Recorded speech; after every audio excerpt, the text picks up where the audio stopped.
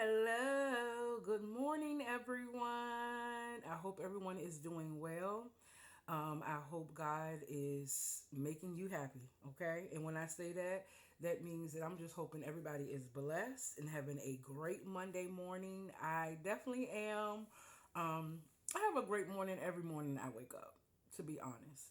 But, anyways, I'm going to get straight to the video. I don't want to hold you guys up at all. Excuse me, as you can see by the title, how to market yourself to land your dream job, right? We will learn that in this segment here. I'm going to make this more into part one and part two. It could be a possibly part three, but I don't want to cram it all in this video. Okay? Please excuse me. Again, my disclaimer, I am currently at work in real time. So you're going to see me go here and there, and that just means I'm at work. Now, when you guys saw the other video on Saturday, which I usually don't post on the weekend, I post to Get Ready With Me. Me and my nieces were going to see Sonic the Hedgehog number 3. It was really good. I am not going to tell anybody how that movie went, especially for those who have not watched it. I am not that kind of person. Anyway, so first and foremost, when you are trying to assert yourself, and I mean assert yourself for a position, I've already talked to you guys about some of this stuff in the remote videos that I've done. But honest and truly, I want to focus more on how you brand yourself, right? The first thing we want to do though is we want to focus on the dream job that we really want. Some of us want to be a nurse. Some of us want to do billing, like I'm doing now.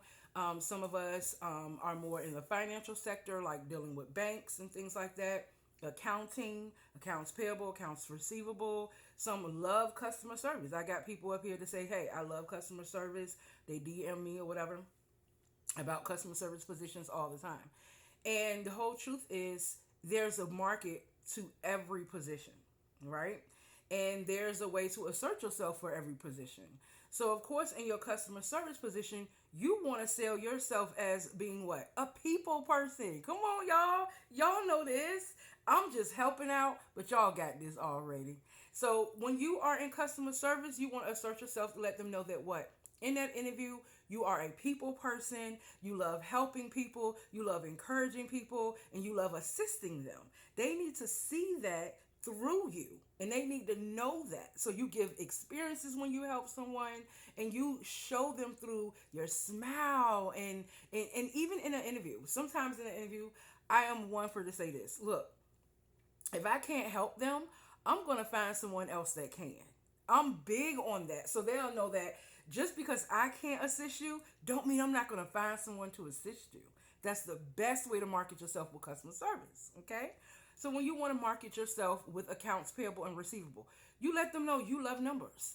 I love numbers. I love making sure that things are accounted for. I love budgeting, and you give them different jot downs and experiences of how you budget and what you do far as what stuff that you use. And when I say stuff, I mean just the software. QuickBooks is another great software for accounts payable and receivable, right? But we also know Excel is good because Excel helps you with the pivot tables. It helps you be able to know the auto sum is there for that reason. So you let them know how you use your software to get your financial budget on track and how it's important to you to make sure the numbers are accurate. You see what I'm saying? That's what you do in accounts payable. In accounts receivable, you let them know how important it is to pay that bill, how important it is to make sure that I collect on that dollar. You understand what I'm saying? So that's how you do for the financial sector, and I gave you how you do for the customer service sector, right? Now, our next one can be a little iffy because, like I said, when dealing with different types of positions, you have different types of ways to come at it, right? And how to market yourself in that position. Some people who are in nursing, it depends on what type of nursing you're in. If you're trying to do RN, LPN, CNA, CMA, if you're just a certified medical assistant, it does not matter what is your dream job. In these fields, you want to get out keywords. When you in nursing, helping people is a key word, but you also got to let them know that you know medical terminology. You got to let them know that you are understanding of the vital signs. You got to let them know that you are good when it comes to when you're an LPN and why you're a licensed. Why did you decide to become an LPN? Because I think you have to be a nurse, then an RN, a registered nurse, and then an LPN. So those are different levels and steps. You can talk about your experiences in those things to market the nursing world, right? Now, for my educators, there's a lot of people who love the educate. This is an easy thing to me because when you are in as an educator, you know what you like to do. You have people who like science, you got people who like math. So you talk about these experiences to assert yourself, but to market yourself. And mainly and importantly, through all of it, you smile. You smile, babies. You smile.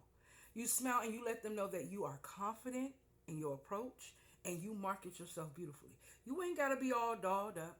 You ain't got to have a whole lot of makeup on. You ain't got to come to that interview like, oh, I know this. No, you go in there, you shake every person's hand on that board. I have had many interviews, and in my other video, I told y'all I had 150 jobs, and I'm 44. I'm not proud of all of that because you still want tenure. Again, y'all, I'm working. You still want tenure. So I'm not proud of.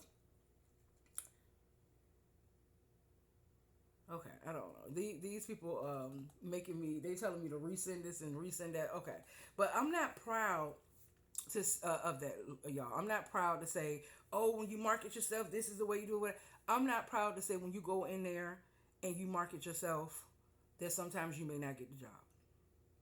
But if you go in there with a good attitude and you have a smile on your face the whole time and you give them the key components, it doesn't always have to speak from a resume. It can just speak from the job application. Some people say you don't have to submit a resume. I don't understand that per se because I feel like how are you going to know my skills over the course of years if I don't submit my resume? What I also meant to say is I'm not proud of having 150 jobs at 44. Okay, but I feel like there's a good and bad, right? No, there's no tenure there. Yes, that scares a lot of employees when they see my resume because they're like, well, you don't stay very long, and what is it that's causing you to keep going to this job or that job? And yes, I was a job hopper, okay? I used to, every time a dollar was bigger than the next dollar, I did hop onto the job. I was a job whore. I was. I don't mind saying that because that is true. I'm doing a lot better because I'm realizing that tenure counts because you want people to see that you're stable and you okay in the positions that you choose. Now, the benefit of all of those jobs is I have your education, I have your financial sector, I have your accounting sector, I have your customer service sector, I have your admin sector. So all of this, oh, and payroll and human resources, let me not forget, okay?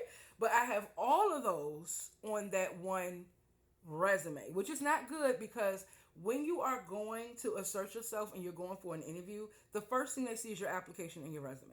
Not sure why you would not want to submit a resume, but a lot of people say they don't submit one. You should. You should because your resume should be geared to the job you're going for. That's very important. Please gear your resume to the job you're going for. Meaning, because I have 150 jobs, if I am going in for customer service, I am going to submit it for just customer service jobs.